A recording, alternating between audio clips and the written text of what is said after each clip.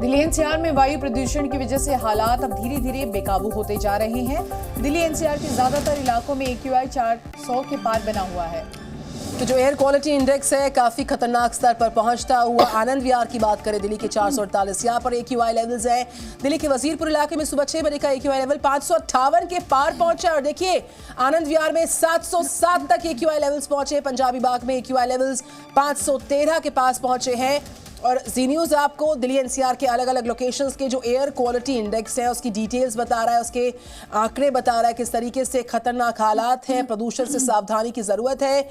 मरीजों की, बच्चों की, बुजुर्गों की मुसीबतों के में इसमें इसी के साथ इजाफा होता हुआ दमघोटू हवा के साथ जो तस्वीरें दिल्ली एनसीआर की हैं वो कितनी धुंधली हैं, क्योंकि यहाँ पर गैस चेंबर में तब्दील हो चुका है दिल्ली एनसीआर। इस बीच अनुष्का गर्ग और आदित्य प्रताप सिंह दोनों दिल्ली से रिपोर्ट कर रहे हैं। Very good morning Aditya. जिस तरीके से गैस चेंबर में दिल्ली एनसीआर तब्दील हो चुका है, हमारी आपकी सांसों पर संकट तो गहरा रहा है, लेकिन इस पहरे को तोड़ने की जरूरत है। आज भी कई बैठकों को दिल्ली गवर्नमेंट ने बुलाया है, किस तरह के इफेक्टिव मेजर्स उठाने की दरकार है? बिल्कुल, देखिए जिस तरीके से ग्रैब 3 को लेके चाहे एनसीडी हो, एनडीएमसी हो या जो भी उत्तरदायी संस्थाएं हैं, वो सभी संस्थाएं अपने स्तर पे सभी काम करना शुरू कर चुकी हैं। अभी इस समय विजय चौक पे खड़े हुए हैं। यहाँ पे हालत ऐसी है कि ये कर्तव्य पथ से लेके और इंडिया गेट जो सामान्यता दिखाई देता है, लेकिन कैमरा सहयोगी कमल से कहूंगा कि आपको तस्वीरें दिखाएं कि किस तरीके से यहाँ पर कोई भी आसपास का दृश्य आपको बहुत स्पष्टता के साथ नहीं दिखाई देगा, क्योंकि स्मॉग बहुत ज्यादा है। लगातार सरकार प्रयास कर रही है कि छिड़काव हो पानी का, या जो डस्ट रिमूव करने के लिए मशीन्स जो मंगाई गई हैं वो कहीं ना कहीं काम में आए। लेकिन अभी जिस तरीके से ये प्रदूषण स्तर लगातार बढ़ता जा रहा है, लोगों की समस्या बहुत बढ़ती जा रही है और कहीं ना कहीं सरकार जिस तरीके से कई कदम उठाने का प्रयास कर रही है, वो प्रयास जो है वो फलीभूत नहीं हो पा रहे हैं।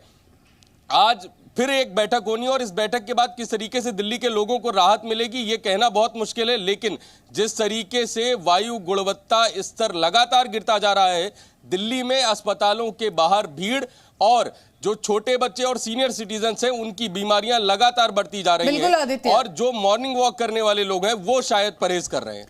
बिल्कुल, हम साफ तौर पर तस्वीरें देख सकते हैं। आदित्य और अनुष्का भी हमारे साथ जुड़ी है। अनुष्का, आपके पीछे भी ऐसी ही तस्वीरें देखने को मिल रही है। आपकी मौजूदगी कहाँ है और सुबह से ग्राउंड रिपोर्ट्स आप ला रही हैं, क्या कुछ आपने देखा? बिल्कुल शिवांगी, इस वक्त हमारी मौजूदगी दिल्ली के मंडी हाउस पर है, जहां की एक बार मैं आपको तस्वीर दिखाना चाहूंगी। मैं अपने कैमरा पर्सन से रिक्वेस्ट करूंगी जरा कैमरा पैन करके दिखाएं। आप देख सकते हैं सेंट्रल दिल्ली का ये इलाका है, कई सारे रोड्स को ये इलाका जो है वो कनेक्ट करता है, लेकिन विजिबिलिटी इतनी ज्यादा कम हो गई है कि जितने भी गाड़ियां आ जा रही है वो हेडलाइट और टेल लाइट्स जो है वो ऑन करके जाती हुई नजर आ रही है। विजिबिलिटी जो है वो बेहद कम है। आसपास की जो बड़ी इमारतें हैं वो धुंध के चादर के पीछे ढकी हुई नजर आ रही है। लगातार दिल्ली में जो AQI है वो खतरनाक स्तर पर बना हुआ था। कल की अगर हम बात करें तो जो AQI है वो 470 के पार चला गया था। ये एक बड़ा ही अलार्मिंग जो आंकड़ा है एयर पोल्यूशन का। उसके बाद मैं आपको बता दूं, आज भले ही अंकों में थोड़ी बहुत गिरावट हुई है, लेकिन आज भी जो प्रदूषण का स्तर है वो बेहद गंभीर श्रेणी में बना हुआ है और लगातार ये जो स्तर है कहीं ना कहीं नीचे जो इसकी जो सुधार है वो होता हुआ नजर नहीं आ रहा है। दिल्ली में रहने वाले जितने भी लोग हैं कहीं ना कहीं काफी ज्यादा परेशान है इस चीज को लेकर के कि किस तरीके से, क्योंकि फेस्टिवल का टाइम है, बहुत से लोग घर से बाहर निकल रहे हैं, शॉपिंग करने के लिए बाहर निकल रहे हैं, घूमने फिरने के लिए बाहर निकल रहे हैं, तो प्रदूषण कहीं ना कहीं एक बड़ी चिंता का विषय बन गया है। जो लोग घर से बाहर निकलना चाहते थे, क्योंकि आज सैटरडे का दिन है, वीकेंड का समय है, बहुत सी गाड़ियां जो है वो सड़क पर उतरती हुई नजर नहीं आ रही है। बहुत से लोग परहेज कर रहे हैं। जो ड्रिलिंग का काम होता है, जो रंगाई पुताई का काम होता है दिवाली के समय में, उस पर भी कहीं ना कहीं रोक लग गया है। तो कहीं ना कहीं जो फेस्टिवल के मूड में जो लोग जो तैयार बैठे थे, कहीं ना कहीं उस पर जो है परेशानी लोगों को कई ज्यादा बढ़ती हुई नजर आ रही है और लगातार जो प्रदूषण का स्तर है वो खराब होता नजर आ रहा है। आज भी सूरज की जो किरणें हैं वो कहीं ना कहीं धरती तक सीधी पड़ती हुई नजर नहीं आ रही है। एक तरीके की जो लाइटिंग है वो पूरे दिन रहती है और लोग उसको लेकर के भी कहीं ना कहीं संघर्ष कर रहे हैं कि लगातार इतने कम विजिबिलिटी में किस तरीके से काम किया जाए।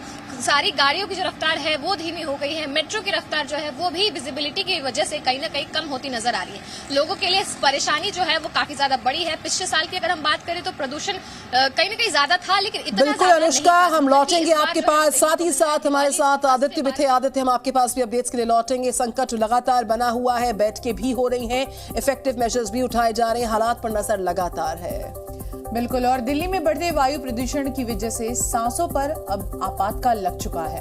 आसमान पर धुंध की सफेद चादर से पूरा दिल्ली एनसीआर बेहाल है। और इस बीच जो आम आदमी पार्टी है, कांग्रेस है, बीजेपी है, उसके बीच में जो वार पलटवार का सिलसिला है वो भी काफी तेज है। हालांकि दिल्ली सरकार की तरफ से कई कदम उठाए गए, लेकिन फिर भी नतीजा क्या निकलेगा कुछ समझ नहीं आ रहा।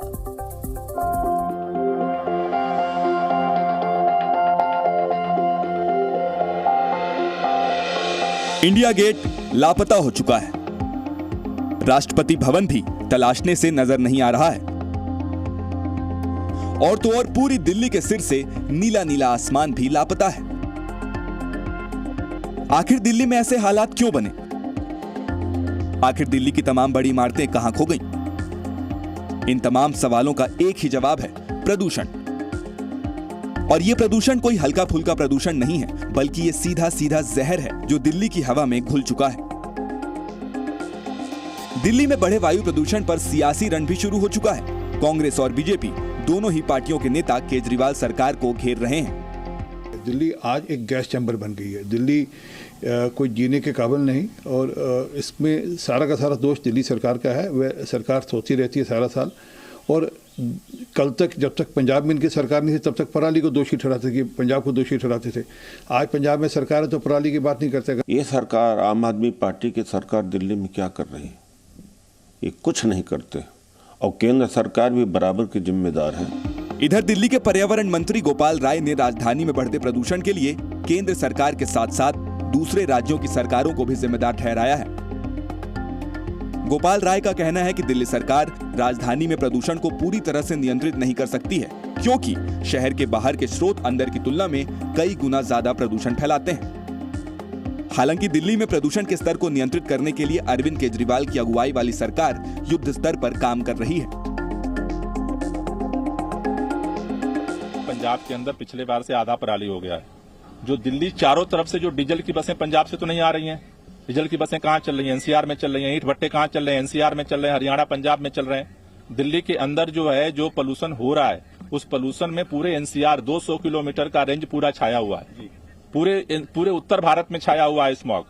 उनको सभी सरकारों को सक्रिय होना पड़ेगा, केवल बयानबाजी से काम नहीं चलेगा। दिल्ली में बीते कई दिनों से AQI लगातार खराब श्रेणी में दर्ज किया जा रहा है, लेकिन अब हालात और तेजी से बिगड़ रहे हैं और आने वाले दिनों में स्थिति में कोई खास सुधार होने की उम्मीद भी नजर नहीं आ रही है।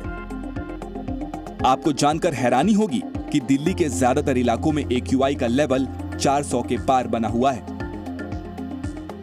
हालांकि वायु प्रदूषण पर दिल्ली सरकार युद्ध स्तर पर काम कर रही है। दावा किया जा रहा है कि दिल्ली सरकार के प्रयासों के बाद शहर भर में पिछले साल पहचाने गए 13 से 14 हॉटस्पॉट अब घटकर 4 से 5 हो गए हैं, जबकि पूरे उत्तर भारत में AQI की ऐसी स्थिति है कि जितने हालात नोएडा, ग्रेटर नोएडा में खराब हैं, गुड़गांव में खराब हैं, फरीदाबाद में खराब हैं, उतने तो दिल्ली में भी नहीं है। वहाँ तो योगी जी की भारतीय जनता पार्टी की सरकार है नोएडा, ग्रेटर नोएडा में। हरियाणा, फरीदाबाद, गुड़गांव के अंदर खट्टर साहब की भारतीय जनता पार्टी की सरकार है।